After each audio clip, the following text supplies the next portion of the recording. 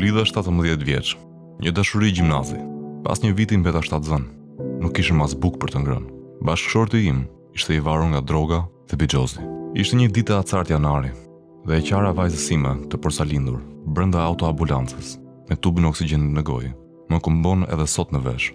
Sapo e kisha sjellë në jetë në maternitetin e qytetit tim dhe një ditë më pas, mjekët na dërguan në urgjencë në Tiranë. Vajza kishte lindur me probleme në zemër.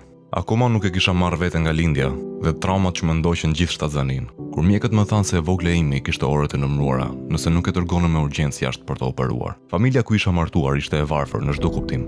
Mua shpesh herë më mohonin edhe ushqimet. Bashkëshorti im nga ana tjetër, sapo kishte dalë nga psikiatria dhe nuk ishte i vetëdijshëm për çfarë po ndodhte. E kryqëzuar nga të gjitha anët, nuk munda të bëj asgjë për të shpëtuar vajzën e sapo lindur, e cila 3 ditë pas se erdhi në jetë, vdiq. Vetëm mami mu gjend pranë dhe të dyja nuk kishim as lek për të paguar një makinë funerali për t'u kthyer në shtëpi. Me beben e vdekur në krah, morëm një taksi dhe në fshehtësi u nisëm drejt qytetit të lindjes. E mbajta vajzën time të vdekur në krah për 4 orë dhe taksisti mendonte se flinte. Sa e urqenga, thoshte. E pata të pamundur të mbjetoja në atë familje dhe pas sa kohësh u ktheva me një valizhe te prindrit e mi, të cilët nga gëzimi bën festa të ditë.